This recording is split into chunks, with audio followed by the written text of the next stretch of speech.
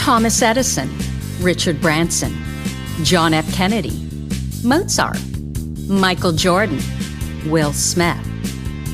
That sounds like a list of highly successful titans in a variety of vocations. Why is it that we rarely hear that they have or had ADHD? And you know what we hear even less about?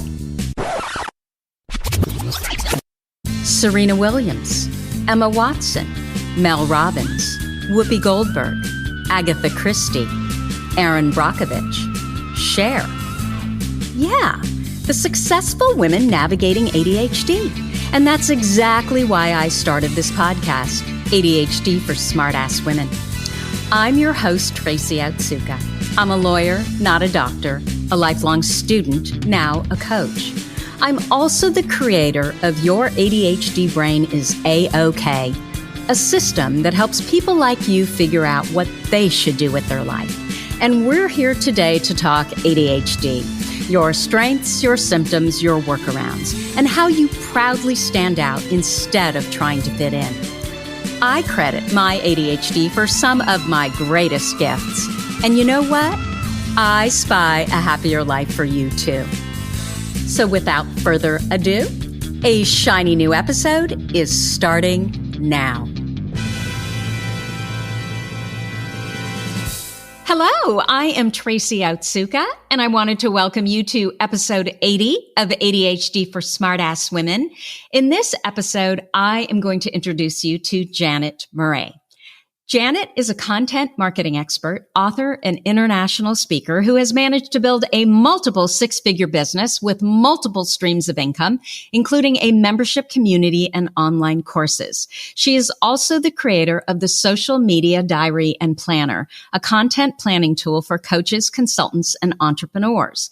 Over the past 5 years, Janet has published over 400 podcast episodes, a book, and thousands of words of email marketing copy, despite, in her words, being one of the most disorganized people on the planet.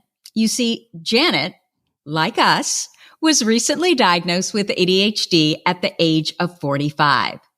So how does she do it? Well, she creates easy-to-follow systems and processes to help her stay productive, strategies that work for anyone who struggles to stay focused.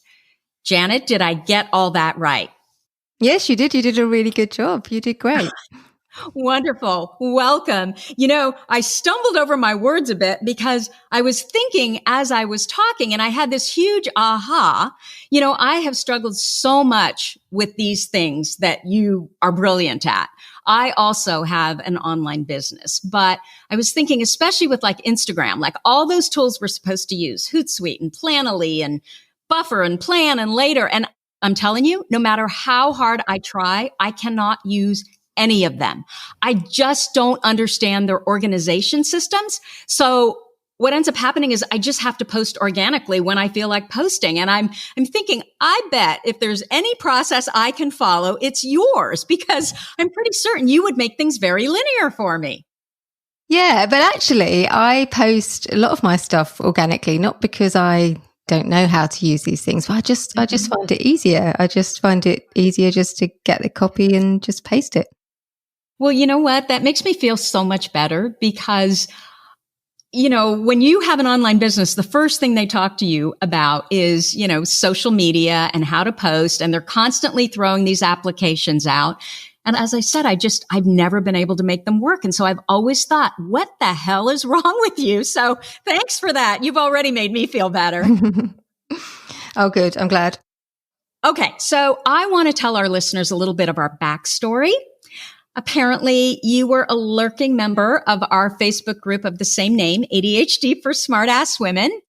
So we'd never spoken before. But then one night, a couple of weeks ago, I got a message from LinkedIn about an article that you had written and tagged me in. And it was so beautifully written. And of course, I could relate. And so I was hoping that you could share a little bit about what you wrote. Yeah, so I was diagnosed with ADHD at the grand old age of 45, and I got my diagnosis. And to be honest, I just sat on it for a couple of weeks because even though I suspected that I'd had it for ages, it was still quite a shock getting the diagnosis. So I saw a psychiatrist here in the UK, and I did all the tests, and about 20 minutes in, she was like, yep, you've definitely got it. But even so, I just felt like I just couldn't talk about it. And then, so I run this online business, and one day we had a team meeting and it just came out, and I told my team, and that was like the first step. And then I decided, once I'd told them, that I felt okay to write about it. So I wrote a Facebook post to start off with, and I just made a list of my symptoms, the things that I've been experiencing for the whole of my life. And I went through some of those, and then I published that over on LinkedIn. Would it be helpful for me to go through some of the things that I shared?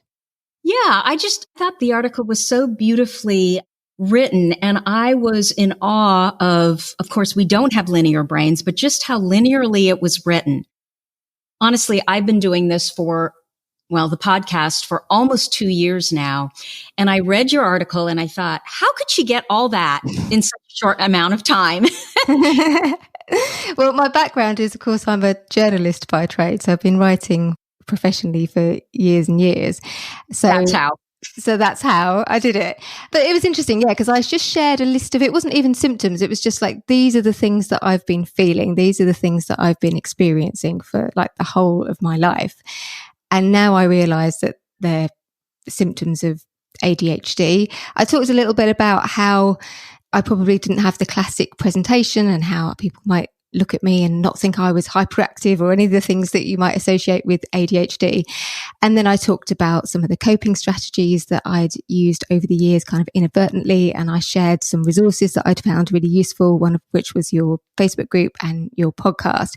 And on my Facebook page, I just got hundreds and hundreds of comments. I got a lot of comments on LinkedIn as well. And I think you posted it in your group. And people were saying things like, oh my God, you've just kind of put into words these things that I've been thinking and feeling for years and years. And I was so glad I shared it, because although it was kind of hard and it was a bit vulnerable, it's just seemed to really touch people. And so many people said, you've just put this into words, what I've been thinking for years and years. Like, thank you for putting it so succinctly. You did. So tell us, what were some of the symptoms? What were the things that you had always thought, why do I do this? And it turned out it was ADHD. So I'll run through some of the main things. So the first one was, why am I so brilliant at some things? Like, really, really good at some things, but just suck so badly at other things, which was my school reports kind of really showed that up. I talked about, why was I bad at friendship? Like, why couldn't I remember people's birthdays? Why was I not very good at keeping in touch with people and kind of doing all the things that you're supposed to do in order to be a friend? I talked about, why am I so good with words, but I frequently get muddled up with numbers and dates? Why am I so forgetful? Why do I get mixed up with things? Like, why do I get excited about new things and then lose interest in them absolutely straight away? Why do I struggle with detail? I talked about how, for me, a project that's detailed and it's got loads of moving parts and instructions, I find it like physically painful. So they were probably I shared a whole list. There were about 15 of them. But they were probably the ones that resonated with people the most. I talked about getting bored so easily with relationships and meetings and work. And it was just this whole list almost of like what I previously just thought were kind of personality quirks. I talked about things like why I don't like going on holiday, and why I'm a workaholic, and why I'm constantly hyped up all the time, and why I just can't relax. And these were things for years and years I just thought these are just personality quirks, but actually turn out to be symptomatic, I should say, of ADHD. So Janet, will you tell me a little bit about what you were like as a child? Yeah, so this is really interesting because I almost backed out, should I say, of having the test done, because I did all the reading and did all the research as when I started to suspect that I might have it. And then I kind of read, well, you have to have all of the symptoms from when you're a child. And I've since learned, as I've done more research, that actually in girls, it often shows up much later. But actually, I was a pretty good kid. And when I told my parents, they said, but you were such a good kid. And it's difficult for me to go into too much details without kind of breaking any confidence. But I had a sibling who was quite hyperactive, I guess, and was always in trouble, and there was always stuff going on, was always very, very bright, but there were always problems, always in trouble. So I was like the good kid in comparison, and I just kind of got on with things. There were a few little things that showed up in my school reports when I was younger. This is up to the age of about 10. Messy handwriting, said I used to rush my work. But the other thing that came out was sensitivity. So I was just a massively sensitive child. So even though I was quite good at my work, I was quite a good all-rounder. I was quite good at most of my subjects, and I was particularly good at writing and English. But I was really sensitive, and I was bullied for a whole year of primary school, to the point where I didn't want to go to school. And it was that kind of horrible exclusion that girls do to each other, where you go to school one day and your friends want to talk to you, and then the next day nobody wants to talk to you. And there was kind of one girl in particular. And I remember the psychotherapist, she asked me, why do you think you got bullied? And I said, well, it's because I cried all the time. Like, I literally, somebody could say anything to me and I would just burst into tears. And so I since now know that is indicative of rejection sensitivity dysphoria. I'm still getting my head around how to say it, which is an extreme form of sensitivity. But I was extremely sensitive, and my family would just say to me all the time, why are you so sensitive? You just need to stop being so sensitive. But I could literally cry. And I used to read this article in a book that I had about how to stop yourself from crying. I used to read it over and over and over again because I just wanted to learn how not to cry. So I did. I toughened up. So I was quite a good all-rounder at school. I struggled with maths. I started to struggle with or math, as you would say, about the age of 10, 11, and that kind of started to show up. But for me, things really started to go downhill at secondary school. So this would be between 11 to 18. And I just kind of lost interest in everything apart from 3 subjects. So I was really interested in English, I was interested in history, and I was interested in music. And I was interested in nothing else. And if you look at my school reports from that time, apart from those 3 subjects where I got fantastic feedback from my teachers and really good grades, every other subject said could do better, not achieving her potential, underperforming, underachieving, not attentive. And it was like reading a school report for like 2 different people, if that makes sense. Yeah. And so during those years, was the emotional sensitivity better, or did you just learn how to mask it better? I think I just learned how to mask it, because I realized early on that if you cry every 5 seconds, you're not going to get on, life is going to be tough. So I toughened up and I learned how to. And I think as I've grown older, at times people have sometimes seen me as having a bit of a hard shell, but I think I had to develop a bit of a hard shell to cope with being so sensitive. And I felt very isolated when I was at secondary school. I felt like I didn't kind of fit in. I always felt like I was like the 3rd or 4th person in the group. I felt like it was really difficult to make close female friends. I felt like I didn't really understand what the rules were of female friendship. I felt like I was always kind of almost like getting it wrong all the time. And I didn't want to do anything I didn't want to do. And I think as when you're in part of a female friendship group, there's kind of unwritten rules. Well, certainly I feel that way, that, you have to go to a certain number of events, or you have to kind of go to certain parties or be involved in certain things. And I just didn't really want to toe the line. I kind of just wanted to do my own thing. I wanted to pick and choose. But when you're picking and choosing, after a while, people start to stop asking you. And I remember being anxious about like Millennium New Year. I didn't want to go out anywhere because I was worried about being stuck somewhere that I didn't want to be, because that kind of thought of being somewhere that bored me or I didn't like, I just couldn't stand it. So I used to kind of sometimes make some kind of odd social choices, and as a result I got dropped a lot, I think, from friendship groups because I wasn't consistent, and I kind of be all in with them for a while and then I kind of like drop out again. So I found that whole thing quite confusing. I also had this sense, and this from a really early age, I felt like I was much cleverer than everybody gave me credit for. And I just had this sense that I remember being in primary school and I was always on the top table. That's kind of how they do it in the UK. They put you in tables. But I kind of felt like I had other friends and I was like, I'm just as clever as them. My grades are just as good. But for some reason, I'm not being given the same recognition. Then when I got to secondary school and I wasn't performing in some of those subjects. But the other thing as well is that I was such a high achiever in some subjects. So I was outperforming the cleverest kids in the class in the subjects that I was really good at.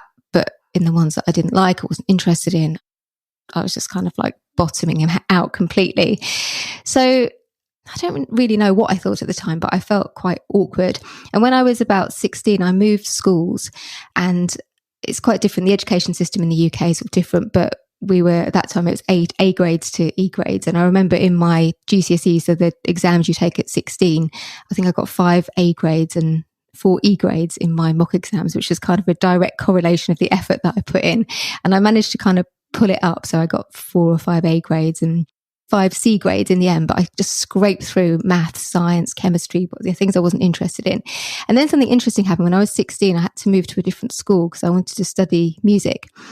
And I went to this school. It was a selective academic school. You had to get a certain level of grades to get in there. And because I was doing subjects that I loved, I was like top of the class. I was outperforming everybody. And it was interesting. I remember my teacher asking me if I was going to apply to study at Oxford or Cambridge. And I kind of laughed because, you know, at my other schools, I'd just been this kind of kid that was good at a couple of things, but was, you know, just kind of scraping along in everything else, not trying hard enough, not being attentive enough. And so I didn't really take it seriously, but from her point of view, and she didn't know me before, she thought I was this like really A grade, really high achieving student because I was outperforming everybody at a selective school. But that's because I think I was in my area of hyperfocus. I was really interested. I loved the subject. So that was me. So I think it was, you know, when I was younger, it was this sensitivity, but I was kind of doing okay at school.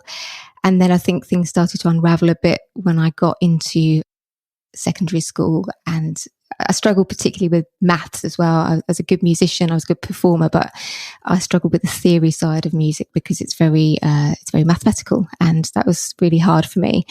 So that was me. Does that give you a sort of overview of my childhood? Yeah, and it sounds very ADHD to me. Now, you have been diagnosed inattentive, or are you combined type? Combined. Okay, you're combined type. So then once you got out of secondary school, did things get better because suddenly you could be studying what it is that you wanted to study? Well, no, not really, because I went to, so I was originally going to study music. And I had this incident, like it's quite a sensitive incident where I used to get picked to do all the solos. And because although I wasn't brilliant at theory, I was a good performer. And I remember this girl came up to me and she said to me, you know, I'm much better than you. I should have got to do that particular solo, whatever it was. And in that split second, that kind of impulsiveness, I decided that I wasn't going to study music and I was going to go and study English instead because that would be easier for me. So I ended up going off to, in that, you know, split second, changed my life and went off to study English. But I found university quite hard. And though I was studying English literature, I really loved it at school, but the broadness of it was just it was too broad. Like I had to study too many books, and I was like translating Chaucer and Old English, and I just found it really boring. I found most of it boring. I think I enjoyed the last term or something because I was doing a dissertation and I was able to work on the books that I liked. And I felt quite isolated at university. Again, I had this sense that I hadn't quite met my people. I felt like I didn't really connect. I made a few friends, but not really like what I thought university was going to be all about. So I was a bit bored by university. I was a bit kind of disillusioned, but I mean, what else was I going to do? I didn't really have enough to do. I didn't have many lectures. So I didn't really enjoy it. And I considered dropping out in my final year, again, kind of on impulse, but I had quite a bad car accident when I was in my second year of university when I was about 20. And I just randomly decided I was going to drop out because it was, you know, it was quite traumatic, a really traumatic accident. I probably should have died really. And so it was quite difficult to get over. And I just decided I was going to drop out of university. But luckily my tutors taught me around and I finished it. But I'd say I enjoyed maybe 1 or 2 terms. The rest of it, I was just kind of just getting through it really. And I think that transition to university, I just found that particular transition really difficult. By your senior year, I don't know if they call it senior year in the UK, but by your last year, did you feel like you kind of had it figured out? Or was it more just, I'm just going to get through this and get to the end? Yeah. Is it always like that, looking for the next thing, which I can relate to and never really, you know what I mean, right? Yeah, no, I just had to finish it. And by that point, I did have a couple of terms when I enjoyed it because I was able to study the books that I liked. I was able to make choices about what I wanted to study. I didn't have to study somebody else's curriculum. And I felt like it was interesting. My English degree, it was the broadness. So what I enjoyed about studying English before that, English literature, was being able to really dive really deep into a text and really get into it and really kind of focus on it. But, I was supposed to read like 4 massive big books a week. And I used to kind of read the first couple of pages and then answer the first few questions in the seminar. So it looked like I'd read the books. But, they were big, long, boring old books. And I realized that wasn't for me. So after this car accident, I was a little bit all over the place. So I was going to go off and train to be a school teacher, but I decided to take some time out. So I did some kind of sales jobs and sort of drifted about for a year or so. And then I decided to go and be a teacher. And actually that really suited me because I can never imagine having a job where you have to sit in the same chair and sit in the desk in an office. Like I've never done it and I could never imagine doing it. So teaching, you're kind of on your feet. Every day is different. I was working with teenagers and they were quite challenging. So, that was quite interesting. But the workload, because of my natural workaholic tendencies, I just was burning myself out by my mid-20s because I was just working so hard. I was just like, when you're teaching, you're in the classroom all day. And I worked, funnily enough, with lots of kids with ADHD as well, lots of boys who kind of fitted the stereotype. And you're in the classroom all day and you're teaching, you're on your feet, you're dealing with these behavior issues. And then you're going home and planning for the next day and marking. And I just really, really overworked. But one thing that I found really difficult about teaching, with a couple of things.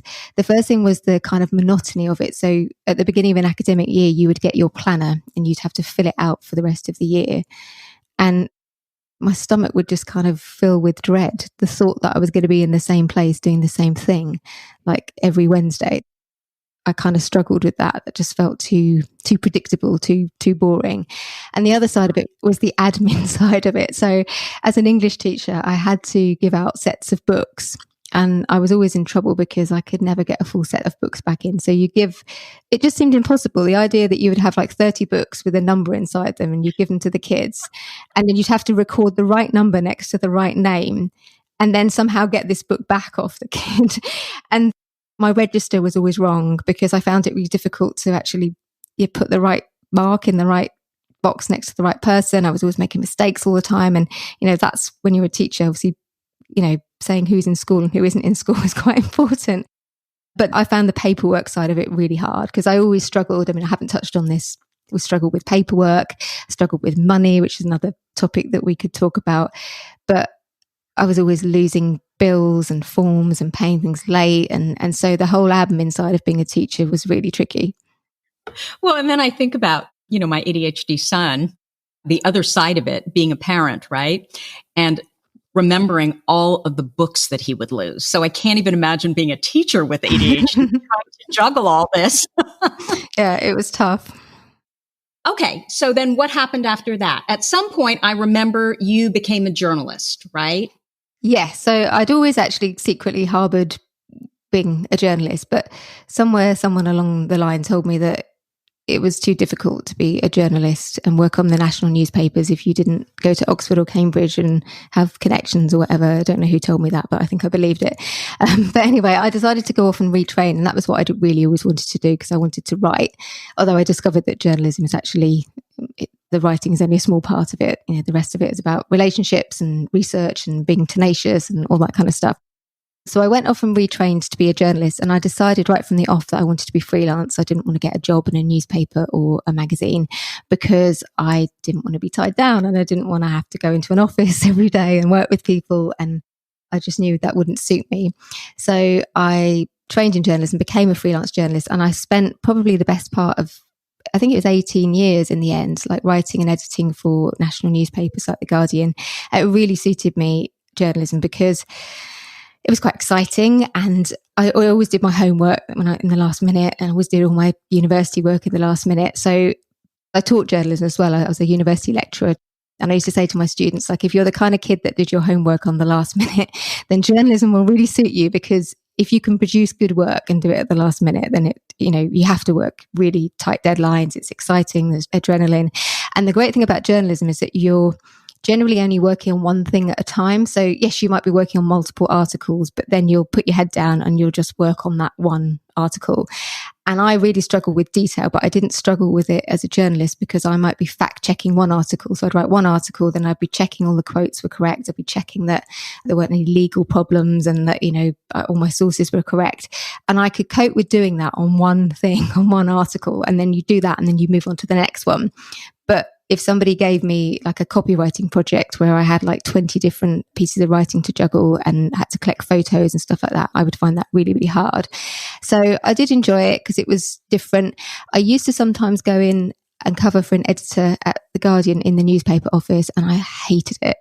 I didn't mind the job, but I had to sit in the same chair and with the same people. And I just remember thinking, how does anybody get anything done in an office? Because like it's so noisy and there's so many distractions and there's people coming up and talking to you, and even like people cooking smelly food and things like that, like people coming like warming their lunch up and it being really smelly, and there were just all these things. And I used to do the editing at home. I'd like get up at 5:00, do the editing at home, and then go in, and then I'd be like sort of working on my own freelance stuff during the day and just doing bits and pieces because I just couldn't concentrate on doing, I couldn't write an article in office, or I just found that whole atmosphere. So I remember meeting a friend actually after a 3-week stint on the newspaper, and he said to me, it looks like, the life's been sucked out of you. And that's exactly how I felt. I felt like it was just so awful to have to go to this office every day. And it sounds so privileged, doesn't it? Like, oh, I can't work in an office. I can't possibly sit with people. I think most of us can't. We can relate. We can totally relate, Janet. But I just couldn't do it. And then what happened is I accidentally fell into what I'm doing now. So I was, writing for newspapers, and people started asking me like, well, how do I get into the press? I've got a business. So how do I get press coverage for my business or my brand or whatever? So I started this blog, and I was just like giving people tips on how to get into the press and how to write press releases and things like that.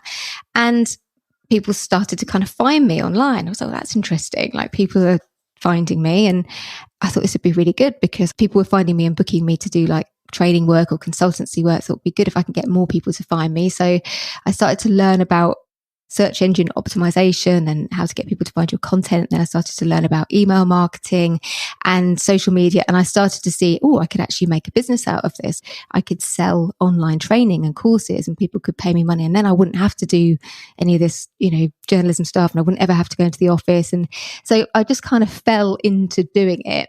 And then it kind of evolved. I can't even remember how it all happened. But nowadays I have an online business and I sell online courses and memberships, and I absolutely love it. So I teach other people how to build online audiences. I teach people how to get more social media followers and subscribers and all of that kind of stuff. And it's brilliant. I do it all from home. I travel, I speak, I've written a book, I've got a podcast, but all of that was just totally accidental. But entrepreneurship just totally suits me because I always felt strangulated in an organization because you'd have an idea and then you'd have to get people's permission or you'd have to kind of go through all this red tape. But actually, when you're an entrepreneur, if you have an idea, you can just do it. You can set your own schedule. You can work whenever you want to work and you can not work when you don't want to work. And it's great. I love it, but totally fell into it by accident. Okay. So, Janet, what has changed since you were diagnosed? So it's really early on for me. So I'm probably 2 months in, I think, to my diagnosis. And it's just such early days. But I just feel like I understand myself a lot better. And all of these things that I've been basically beating myself up for the whole of my life and thinking I'm this terrible person because I can't stick at certain things, or I can't remember people's birthdays, or I'm not a good friend, or I'm not a good daughter or wife, or whatever it might be. I feel like I understand myself better. And even in just a few months, I think I'd already developed quite a lot of coping strategies to help me cope. So, for example, I'd already worked out that the best time of day for me to work was the morning, and that I work best without interruptions. So I'd already changed my schedule so that I don't take any calls or do any consultancy or do anything until midday. So I just have this big long stretch of time where I can get big blocks of work done. I've always been quite productive anyway. I'm quite a competitive person. I like deadlines. And so I've been using actually, at your recommendation, using FocusMate and jumping on and doing sessions there, like co-working sessions with people online, because I love accountability. I worked out that time blocking worked for me. I plan in quarters. So I plan my content in quarters. I plan my time in quarters. So there's actually a lot of things that I was already doing, but I kind of understand why I had to do them, why I had to clear my morning. Like I get up at 5 a.m. and have done for years and years. I understand now why I kind of had to do that. It was the only way I could kind of keep on top of everything. The one thing that has changed is I've been trying medication. It's really, really early days. I remember the psychiatrist said to me, if there was one thing that you could change, like when we were discussing, what would it be? And I said, well, I'd love to enjoy a holiday, or I'd love to enjoy a day off, because I just literally can't turn my brain off. And in my case, the hyperactivity is mental. I'm not physically hyperactive, it's mental. And so the drugs, well, it's been weird. I've only got onto a full dose in the last few weeks, and I've had some days when I've been a little bit trippy. I've had some days where I felt a little bit strange, but it's the clarity and the focus. Like I'm quite a productive person, and my output's really high anyway, despite the distractions, because I've kind of found these ways to cope. But just sitting there and being able to completely clear your head and get on with something has just been amazing. Like I just can't describe it really, but it is early days.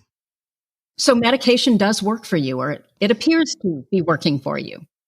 Yeah, so I mean, it is early days, so I wouldn't like to say for sure, but I've definitely noticed, I've read about that kind of people saying like the fog has been lifted, and that's definitely a feeling that I've got. But at the same time, it's been a bit strange and it's been a bit trippy a few days, and I'm not sure about that. So, it feels quite early to say. And also I haven't, I think the test for me will be going on holiday or something, and actually can I relax on holiday? Like can I just, I found holidays like painful because I just didn't enjoy them, because it just feels like there's all this time to fill and like quite stressful in a way. So but I think that will be a test. I can relate to you on the holidays. I am not good sitting by a pool or sitting at a beach at all. And my family just, they know better. When we go on vacation, half of the time we're out and we're exploring and, seeing new things, meeting people, going on, beer and taco.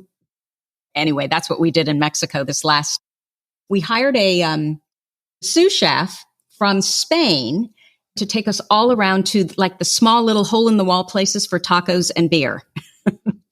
And it's the kind of thing that my family is like, oh my gosh, do we have to do this?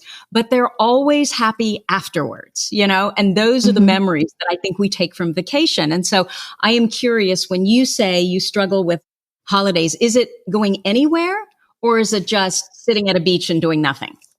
No, I mean, I love travel, and I travel a lot with my work. So I've been lucky enough to travel to like Boston and Nashville and Milan and all over the place to speak. I love that because it's exciting and it's unexpected. You don't know what's going to happen at the other end. Like you don't know who you're going to meet. And I love all of that because it's so unpredictable. I think it's the expanse of time that you have to fill, and this expectation that if you're on holiday, you have to relax. So I have to, like when I think about some of my best holidays or my best holiday experiences, like we went to Malta a few years ago and we went on this Jeep tour and we went, like cruising around this island for a day. And it was such great fun. It was such a great memory because it was different and it was interesting. It was unexpected, but it's that pool thing, or even just sitting outside a holiday home and reading. I can read. I know not everybody with ADHD can. That would be less so than I could before. But just that idea of sort of lying by a pool with a book, like I'm demented within about an hour of doing that. And I'm just so bored by it. And it's hard because you feel selfish with your family because they seem to, my daughter, we haven't talked much about motherhood, but, I feel like as a mother, I should be doing, I should be in the pool. But she's older now, but I should be playing with her, or I should be doing this, or I should be doing that, instead of sitting there thinking, I'm bored and I want to do something, I want to take someone everywhere. But, it does kind of make you feel terrible because you sort of think, well, other people seem to be okay with this. Other people seem to be having a nice time. Like, why am I'm like this alien person who doesn't seem to be enjoying this thing that other people seem to be enjoying. But it is so boring. I mean, you're literally just sitting there and life is going by. Like, I can't even... like you, I can take maybe an hour, maybe two. And I don't know why I can't read there either. But beyond that, no, I just find it really boring. So I meet them halfway. And so my idea is I'll do that part-time, but then the other time you've got to do what I really enjoy doing. And I am absolutely convinced that the adventures and the little trips inside of trips that we do, like I just love to go where the locals are. And I love to talk to people who are the local people, you know, and those always seem to be the parts of our trip that I think hold the biggest memory. So I think we're doing the right thing. Yeah, you do feel a bit strange because it's like other people seem to enjoy this. I think my husband, when I met him, he had gone to Hawaii like 10 times. Like every year at a certain time of the summer, he would go to Hawaii for 2 weeks. And it's just like, I can't do that. I'm sorry. Okay. So Janet, you have also recorded an amazing podcast episode on your ADHD diagnosis. The podcast is called The Janet Murray Show. Is that correct? That's right. Yeah. Yeah. Okay. So I listened to that, and I have to tell you, I have never heard another woman speak so candidly about female friendships. I almost felt like you were speaking for me. I could relate so much to what you were saying. And I cannot also tell you how many women have asked me to please do a podcast episode on female relationships. And I just haven't been ready to go there because, number one, I'd have to admit some things to myself. But of course, if we're talking on a podcast, we also have to, you know, admit these things to the world. And in your podcast, you share a list of your symptoms and you say everything was why, which is what I loved. And so what you said is, why am I so bad at friendship? Why am I so bad at remembering friends' birthdays, sending baby gifts, asking other people when they're sick, setting up social things? Or maybe not bad, just inconsistent. And I was like, oh my God, I could totally relate to what she was saying. And so I just wanted to talk a little bit about that. I'm terrible with birthday cards and gifts. And part of the thing is I'm also terrible at birthdays. I have never liked to celebrate my own birthdays, so I don't really understand the value of birthdays. Yet the weirdest thing is when my kids were little, nobody threw bigger birthday parties than I did. I just loved doing birthday parties. I mean, we had, you know, my daughter come riding up in a horse to, I can't remember what the song is, but it's one of those like Bonanza type songs. You don't know Bonanza because I do. Yeah, we got Bonanza. We had, for my son, we did a Star Wars birthday party where I literally had people show up to the Star Wars music, stormtroopers, and they're full on. It was Star Wars costumes from the movie. I don't know where these people came from. I think it was Silicon Valley, and they were, you know, part of this organization that just loved Star Wars, and they agreed to come up. I mean, it was just big. Everything I did around my kids' birthday parties was big. But it's so interesting to me that I don't like to celebrate my own birthdays, and I don't really understand the value of birthdays beyond kids' birthdays. And so, you know, when you were saying I'm so bad at remembering that, I think about my husband's family is so good with birthdays. Like every year, every child, every adult gets a birthday card. And I have wanted to be like them for, you know, the 20 some odd years that I've been married to my husband. And I can't do it no matter how hard I try. Yeah, it's I think the whole friendship thing is really tough because it feels like there's this whole set of rules that, and particularly around female friendships, like no one's ever written them down. So it's really hard to understand. But certainly I felt when I was growing up, I just felt like it was a world that I didn't understand. And as an adult, I've got a few really close female friends, but they tend to be like me, kind of quite career focused, quite high achieving.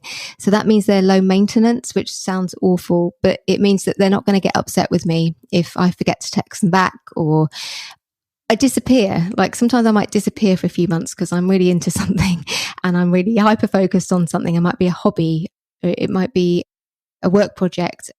So there's certain types of friends I know they're not going to get offended. They're not going to get upset if I do that. And also men. So I've got a lot of male friends because, you know, this is quite stereotypical, but again, men are less likely to get upset if you forget to text them or you don't send them a birthday card or you forget to send a baby gift or whatever. But yeah, I just always felt like throughout my life, there was just this whole kind of set of rules that I didn't understand.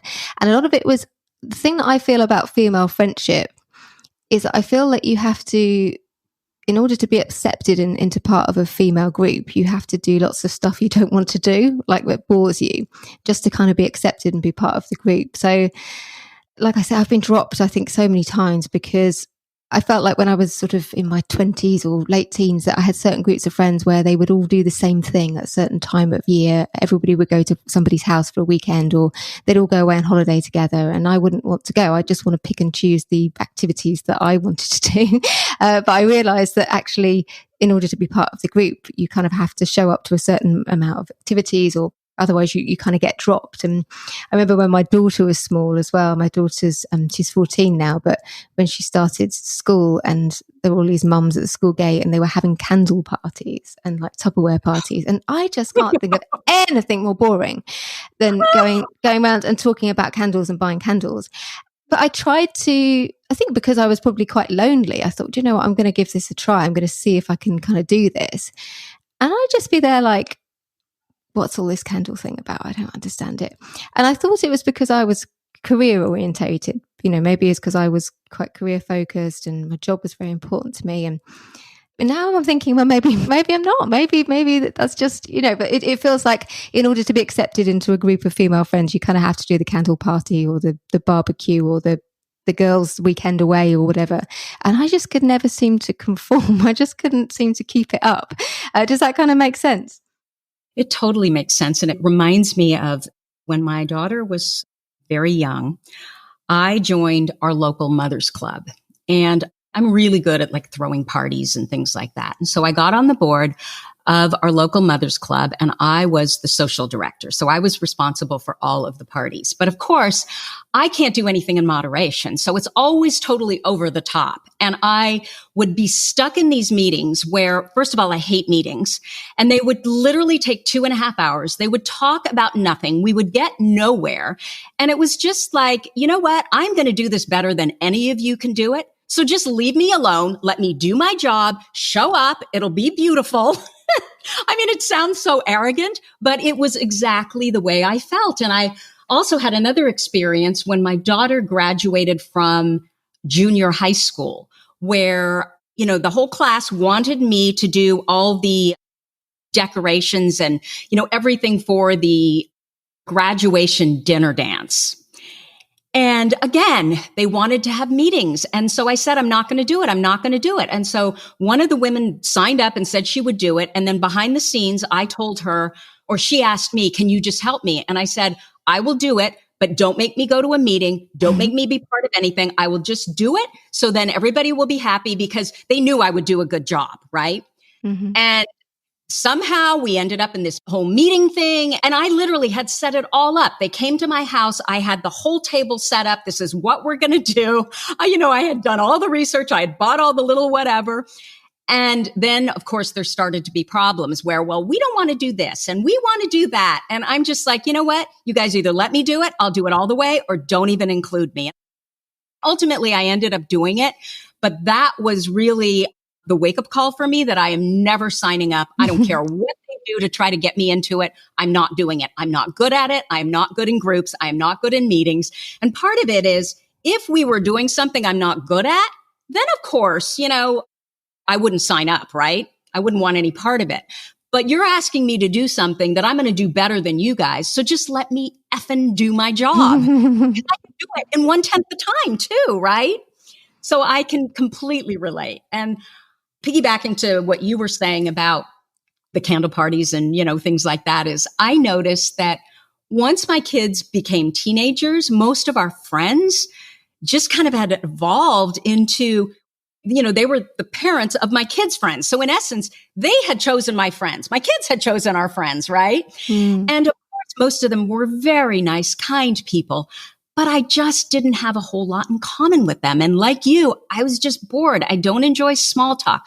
I don't enjoy talking about what handbag I just bought. I don't enjoy going shopping. And I just knew I had to do something different. And so once my daughter was on her way to college, that's when I decided, you know what? I'm going to start an online business. It really had nothing to do with, ADHD for smart-ass women. I don't know how I ultimately ended up there, but something happened when I started the Facebook group and then now this podcast.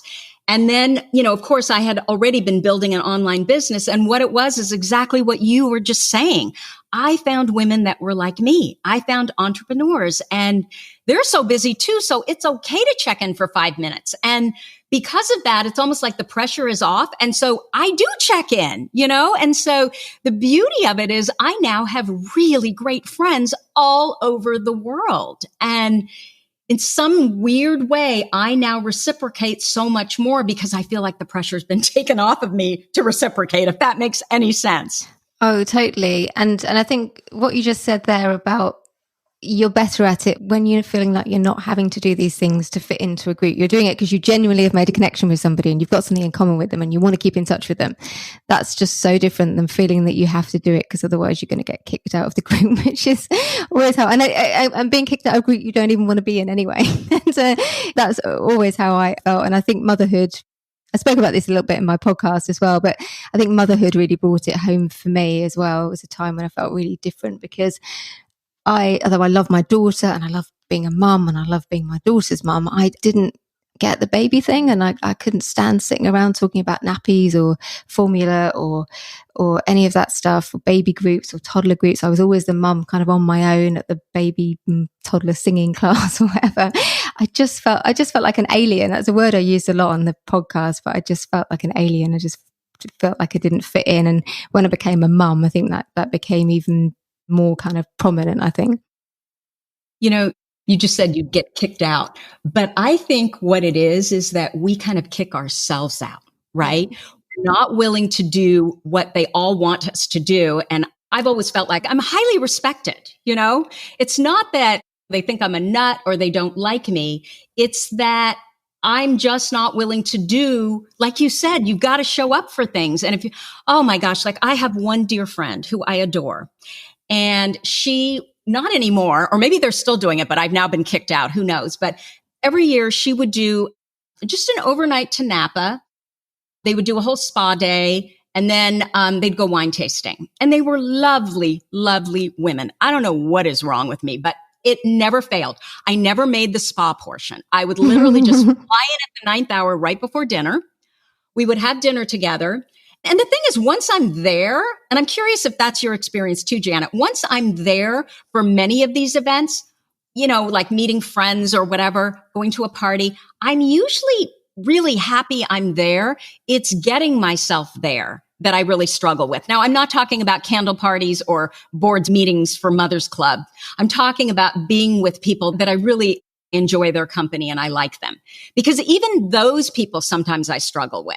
Just being able to, first of all, my scheduling sucks. So if it's not something that is a recurring event, which I tell my friends all the time, if you really want to see me, we need to have a recurring event, because then there's no thought put into it in terms of I don't have to make the effort to pull out my calendar, figure out when I'm available, because that can drag on for months, you know, where every day I need to do it. Something that's, I mean, might be peculiar to me as well, but I've noticed I might love going to a friend's house and having a really nice time at a friend's house or meeting a friend for dinner. But I hit a wall after about 2 hours and I'm like, do you know what? I've had a really nice time. I've really enjoyed your company, but now I want to go home and be on my own. And that's hard as well. So like, well, you know, me and my husband will go to a friend's house, like people we really, really like, and we'll be having a really nice time. And then suddenly I'll just hit a wall, or I'll be at a family party because I can't stand small talk. And I'll do say 2 hours, 2.5 hours. And I'm like, do you know what? I've had enough now, which is why I couldn't do the spa portion either. Because I'd be like, oh no, that's too long. I can't do all of that. So I'll just hit my ceiling and I'm like, I've had enough now. I need to go. I just need to be away from everybody. And again, you know, that it can look rude, like particularly in the UK as well, when people, you know, nobody actually says what's on their mind in the UK. Everyone just kind of like skirts around everything. But it can appear really rude and people might feel offended at times because I've gone and had a really nice dinner and really enjoyed the, you know, and they're like, yeah, let's get a coffee, let's get the brandy out or whatever. And I'm like, no, I need to go now. I've had enough. And and I just hit a ceiling. Brandy, let's get in the car. Yeah, I just get to the point. I've had my fill of socializing. And I can had a lovely time, but it will switch. I will switch off. Are you introverted, Janet? It's interesting because I speak and I have no problem getting up in front of like hundreds and hundreds of people and speaking. And on the personality tests, I come out as extroverted, but I would say I'm quite introverted, with lots of extrovert qualities, and I can turn it on when I need to. So you rejuvenate yourself, you get your energy internally rather than from other people. Other people Yeah. drain your energy. Yeah, exactly. Okay. Yeah. And so I run my own events. I run big events with hundreds of people. And I always walk into the room that's full of people, think, oh my God, I can't do this. There's all these people I've got to talk to. I'm fine up on the stage on my own. But I find it overwhelming, like just too many people, too much noise. And when I was younger, I used to just drink too much because that was the only way to get through it. And now I understand myself better. And I think, I didn't like going to clubs and nightclubs, when I was younger. I hate that. Yeah. Plus, I'm tiny. I'm not a big woman. And so to be in an environment like that where people are standing all around me, I cannot stand crowds. I feel totally claustrophobic. Yeah, I hate crowds too. I am extroverted. And so I am the opposite of you in this way. I really struggle to get there. But once I get there, unless, like I said, it's a recurring event, then I don't have any problem. It's more just all around the scheduling. Once I get there, then I don't leave. So I'm one of the ones that you're trying to kick out of your house by the end of the evening. Okay, how about this, Janet? I'm curious how you feel about this. So I am often the connector. I bring women together. But what I have discovered is there are times after I connect them that I'm excluded. And I know it's because I struggle to be one of many. I hate meetings. I don't particularly like groups where you're just sitting around chatting about nothing. And I am really difficult around the whole victim mentality. So if I see a woman who is I joke all the time, I say I'm basically a man trapped in a woman's body. Mm-hmm. If I see a woman constantly whining about the same thing over and over again, her relationships, her, mothering, her business, whatever it is, I want to see some action, right? And so I am the one who's constantly trying to go in there to change how she's behaving in the situation to get her to act. And I think that sometimes the reason why I may not be invited is because it's uncomfortable, to want to change. And sometimes people just need, I guess, not me, but some women need to get together, men too, I'm sure, and just commiserate. And that is really what the relationship is about. And I'm curious if you can relate to that at all. Yeah, so I would feel probably really similar. Like I have no time for people who moan about things not going their way. I'm like, well, why don't you just do something about it? Like, why don't you stop moaning about it and do so? And I have to really bite my tongue because I can't understand it, because I'm the kind of person that if I want to make something happen, I will just figure out a way to make it happen, and I will be quite obsessive about it. And this hyper focus, I'll just go into hyper focus. So I'm looking at somebody saying, well, every time I meet you, you're complaining about that thing, and you have been for years and years. And yeah, I haven't got very much patience with it. I think the other thing, and I found this with my business actually, is that I'm so sensitive to rudeness. So people being rude, and women can be so mean. Like, this is the thing. They can be so mean and so, their tone of voice and the way they speak to each other, it cuts me to the core, right to my stomach. I feel sick hearing it sometimes. So I know in my business, for example, I'm really intolerant of people who are rude. I have a rule in my membership, that when people join my membership community, they have to agree to a set of rules. And some of it's just about, when I'm available, when I'm not available, what to expect, what not to expect. But one of them is about not being rude, and you get kicked out if you're rude, because I can't abide it. I think you've talked about your son having this kind of justice sensitivity thing. And if I see people being rude or cutting people down, or, just using words really harshly and putting people down, which I think women can be so mean in that way, I'm really sensitive to that. And I find it quite difficult to move on from it as well. If I think some women just accept other women being bitchy to them and being mean to them. And I find it really difficult to move on from that, if that kind of makes sense. Yeah, no, it makes total sense. Okay, so the next thing I want to ask you about is this thing called interpersonal intuition, which is the sense that many of us with ADHD, we have, that we can literally walk into a room and we know exactly what's going on. Now, I know there are some people, some women with ADHD who really struggle to see those relationships and to have any kind of intuition at all around what's going on. They just don't see it. But I think a lot of us do. And I know that I was in real estate for 15 plus years, and I really struggled with clients' disrespect for my time.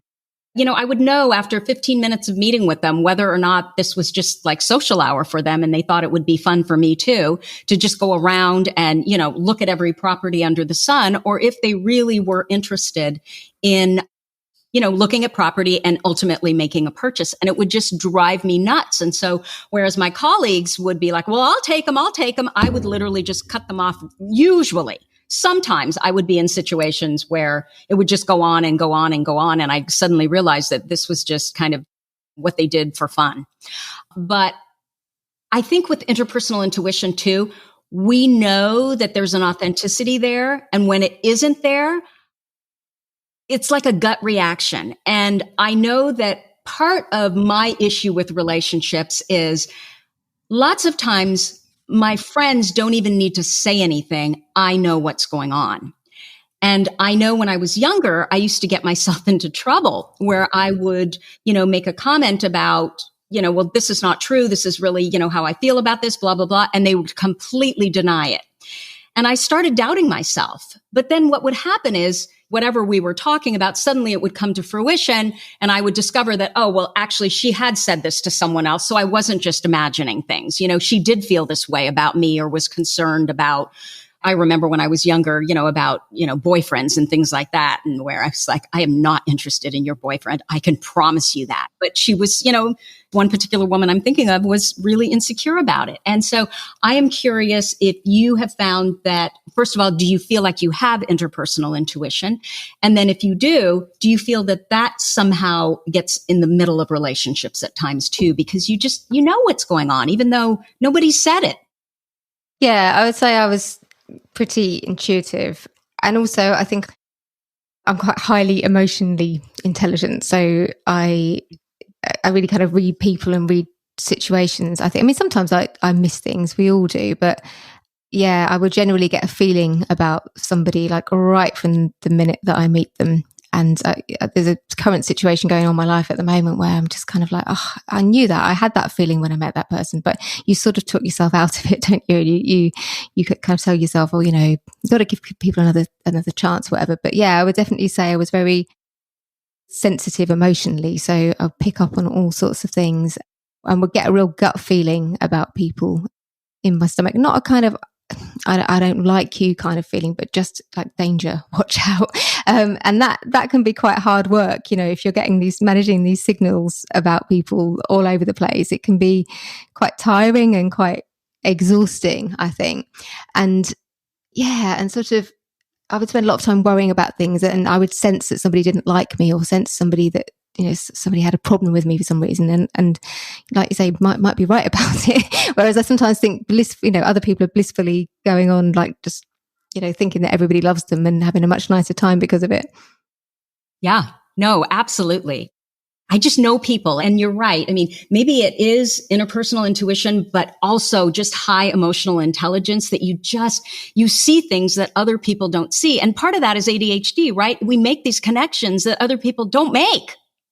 Yeah, definitely. The other thing that I have noticed, at least about myself, and I'm curious if you feel the same way, is I have noticed that I look for intensity in relationships. And so I think that because of that, I tend to be the one that doesn't like the cocktail conversation. I don't want to talk about nothing. I want to talk about things that are really important. So I tend to be the friend that is totally there for friends in the middle of very serious relationship problems. Like I'm on speed dial, right? And what I have noticed is that some of my friends will completely see why they're in the relationship they're in. They'll say, I'm going to do something different. I don't like to feel like this. I don't want to be like this. And they will make a completely different choice then in their next partner, and they're brilliantly happy. But others, many, just jump right into the same relationship that they had with, their ex-husband or their ex-boyfriend. So they're basically in the same relationship, but just with another guy. And I find that I take that personally because I think, oh my gosh, we've just spent 2, 3, 4, sometimes even 5 years, and you're going to go make the same mistake again. But I think what I've done now is because I now finally realize that intensity is so important. Like I want to talk about things that are important. I want to be there for people who need me, rather than the superficial stuff. But because I look for that, I have to kind of now, this is what I'm doing is I'm putting a barrier there. I'm putting a line there because it is so frustrating for me personally to see someone that has so much to offer and is so amazing, right? And they don't value themselves. They deserve so much better. And I just can't see them go through it again. So I have to walk away. So I'm curious, how do you feel about that? Is that something you struggle with? Yeah, I really crave that intensity. And I don't know if you relate, but when sometimes you meet somebody like at an event or a conference and you just click with them, that feeling when you just click, Totally. and Immediately. And you click with them immediately, you're having a great conversation. And I actually feel that in my body. I'm like, well, wow, this is just amazing. You're just having a really good conversation and you're not talking about mundane stuff about like nappies or kids schooling or whatever. You're having it, about something important that matters, about people's life stories or about subjects that really matter to them. And you can feel it in the air. I always feel like you can actually feel that energy. And I think I crave that kind of connection. So yeah, that's, having a conversation with somebody about kids learning phonics or the spelling test or whatever. I think that's probably why, because I'm just looking for that high, because I think you do get a real high when you make a connection with somebody and you meet somebody, man, woman, whoever it is, and you just emotionally really connect with them and having a great conversation.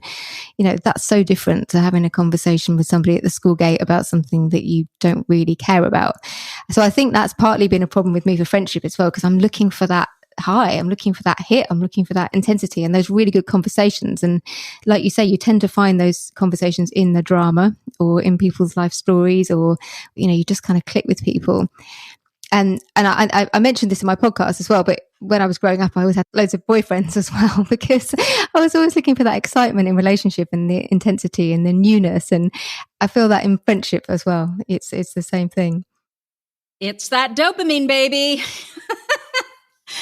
Okay. So Janet, oh my gosh, I think this is going to be the longest podcast we've ever recorded. Obviously, it was something I really wanted to talk about, but I've got to ask you 2 more questions before I let you go.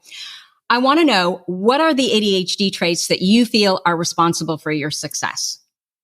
For me, it's just hyper focus. So that ability to just get obsessive about something and just get my head down and just want to be the best I possibly can at that thing, and that ability to concentrate and just not to let anything get in the way. I mean, I'm so productive compared to even without drugs. I'm so productive compared to other people. My output is so high, but I literally just get obsessed with things and that I want to do. And so I get really good at them because I work, it's not about talent. It's about just working really hard and really loving something and spending lots of hours on it so that you get really, really good at it. So I think that's probably been my main kind of superpower, and that tenaciousness as well, which really helped me in journalism, like that resourcefulness and tenaciousness. And I think you've talked a lot about resilience as well. I think I'm hugely resilient. I kind of cope with knockbacks and get back up again, and that kind of creativity, and that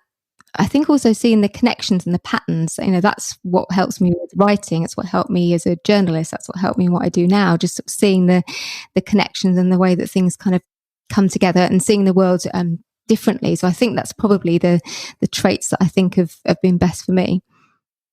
Yeah. And I think that when I discovered that drivenness was a form of hyperactivity, that is when I finally went, okay, uncle, I give up. It's ADHD.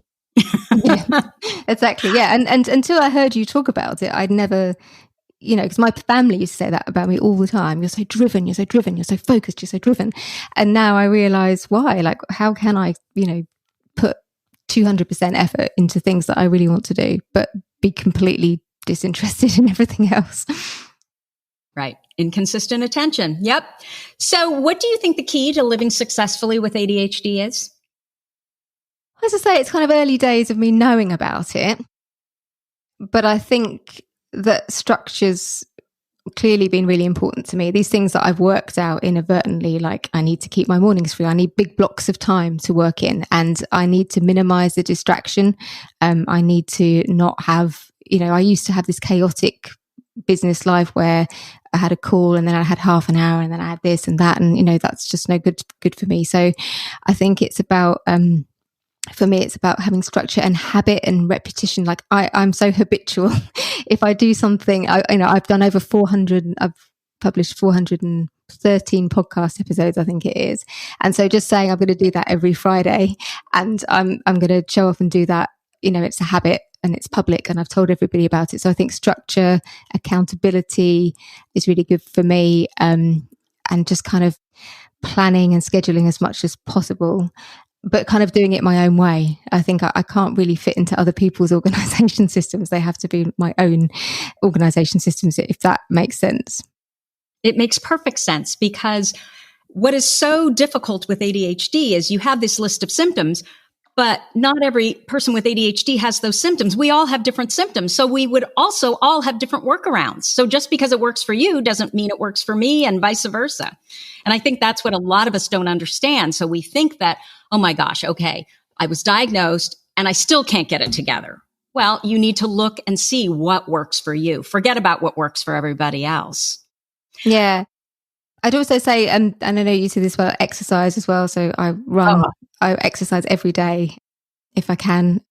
I've got a Peloton now and I've got like a shed at the bottom of my garden. I go down there and just being able to clear my head of all the thoughts. So I just need to get outside. I just need to clear all the clutter from my head. And for me, exercise, like really hard exercise for me, really does that. I've run 5 marathons now, I think. And I've done a lot of running and that's helped a lot. So tell me about the Peloton. I'm getting one this week because I have heard that it is the best thing for the ADHD brain. Would you agree? And do you get a really good workout? Yes, it's brilliant. And it's so good for the ADHD brain, I think, in so many ways. So it's basically like a static, for those who haven't heard of it, a static exercise bike and you get exercise classes, but you can do them live and you can do them on demand as well. But what's really good is obviously I'm quite competitive. I don't know if you are, but against myself. Totally. So you're competing against yourself, what you did last time. Can you improve like the stats that you got last time? You can also compete against other people as well, which I love. So who's there at the time doing the class at the time, and you can move yourself up the leaderboard, which is really good. But for me, it's the total, because I run and I've trained for marathons, and I find sometimes I still can't switch my brain off when I'm doing that kind of speed of running. But it's so intense that you literally can't think about anything else apart from how tired you are and how worn out you are. So for me, that half an hour, I just go and do half an hour at the end of the day, come out dripping with sweat. But it's completely changed my mood. Like I always feel when I'm starting to get, there's another thing I remembered about the drugs actually, which I'll come to in a second, but I get very tired in the afternoons and I can really lose focus in the afternoons, but kind of going and changing your physical state to change your mental state, it just gets you so worn out that it's like your brain's wiped clean. And I feel like I need that. I need my brain to be wiped clean of all the thoughts, because otherwise my brain is just like, it just won't turn off. I mean, that's like my probably biggest complaint is that my brain just won't stop. So that's really brilliant. And just one other little thing to mention about the drugs actually is that I've stopped falling asleep in the afternoon. I used to get so sleepy in the afternoon, and that used to be quite a problem. I used to take myself off to bed sometimes. I haven't slept in the afternoon for weeks, but I am sleeping at night, which is good. So yeah, the Peloton is brilliant. Does that sound like that's going to be good for you? Oh my gosh. Well, the reason I got it is, first of all, I can not only compete with myself in my times, but I can also compete with other people. And I love the idea of streaks because I'm really good around streaks. I have several friends with a Peloton, and I understand that we could set up like a riding group. So I may do a smartass group because you totally should. That would be brilliant. That would be so good. Yeah. I know. I can't wait. Unfortunately, I think they're running like 7 weeks behind, but I need something new. Yeah, and especially and the music, you can turn it up really quite loud and you can sing, and it's just great for letting off steam. It's brilliant. Wonderful. Okay, do you have a number one workaround? So I think I've probably already mentioned it, but for me, it's that time blocking. Is actually finding time in the day, like clear run of time when you can actually get things done when there's no interruptions. And exercise is probably my number 2. So when you say time blocking, do you have a certain amount of time and do you put in your calendar what you're going to do during that time? And do you do that all ahead?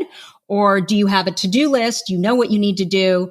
You've got this block of time and then you decide when you start sitting down for your time block, what you're going to work on. Yeah, so it varies. I have certain things. So I send an email to my email list every single day by 7 a.m. So that's the very first thing I do. Then I do an Instagram post. And now my third thing I do is I share a testimonial from a client. So I have some habitual things that I do. They're the first, second and third thing that I do in the morning. And that really works for me, is actually not having to think about what it is that you've got to do. Because I think that can be overwhelming, can't it? Just having to think, what is it that I'm going to do? And that can stop you from doing stuff. But if I sit down to do a 50-minute, say, focus mate session, I will think, okay, just one thing, I think. What one thing can I get done, rather than trying to do kind of 50? Like, what one thing could I achieve? So I always try and, I've got my habitual things that I do. And I think that really works because you don't have to think about it. But yeah, before a session, I would always try and think, what's the one thing that I can get done in this session? Okay. So you don't have a calendar with your whole week planned out as far as time blocked, everything you're going to get done and when? No, that would be too restrictive for me. I think I can cope with the sort of doing those three things habitually. But I think if it was all blocked out, I think I would start to want to break out. I'd start to want to rebel against that, I think. Got it. Yeah, me too. I look at those kinds of calendars and I think I wish I could be like that, but no friggin' way. Yeah, I think you need a bit of space for creativity, don't you? And you need that space. Yeah, and I also need a little bit of, and maybe that's what you mean by space, that it's just not locked down on me. If it's locked down on me, I can't be creative. I need to be able to be, when it comes, it comes, to a certain extent. And usually if I'm up against a huge time deadline, it's coming, right? Yeah, totally. Need time for it. Yeah. Okay, Janet, thank you so much for spending time with us here today. So where can people find you if they want to know more about you and what it is that you do? So the best place to find me is on Instagram. So I'm at Jan Murray UK. And that's the best place to connect with me. Like, send me a DM or just get in touch with me there. My website is janetmurray.co.uk, but Instagram is the social media site where I'm hanging around the most. Wonderful. Well, you are now the longest podcast episode we've ever recorded, probably by, I don't know, close to 20 minutes. But it was so interesting. I was excited about this one. So thank you again so much. Thank you so much for having me. It's having listened to so many episodes, it's been so helpful to me. It feels like a bit of a privilege to be on the show. It's really exciting for me. Well, thank you so much. So that's what I have for you for this week. As always, you're listening to ADHD for Smartass Women. If you like this episode with Janet, please let us know by leaving us a review. Our goal is to change the conversation around ADHD, helping as many women as we possibly can learn how their brilliant ADHD brains work so that they too can discover their amazing strengths. One more thing, if you have a comment, a guest you'd like me to interview, or a topic idea for this podcast, you can go to my website at tracyoutsuka.com and leave me an audio message or reach out to me at tracy@tracyoutsuka.com. That's my email. Thank you so much for listening, and I will see you here next week. You've been listening to the ADHD for Smartass Women podcast. I'm your host, Tracy Outsuka, and we're available on iTunes, Stitcher, Spotify, and Google Podcasts. Not coincidentally, ADHD for Smartass Women, it's also the name of our free Facebook group. We're a totally smartass community of successful, ambitious women who share our ADHD wins, questions, and workarounds. Join us at tracyoutsuka.com, where you can also find more information on our Your ADHD Brain is A-OK system. I spy a happier life for us, and I'll see you again next week.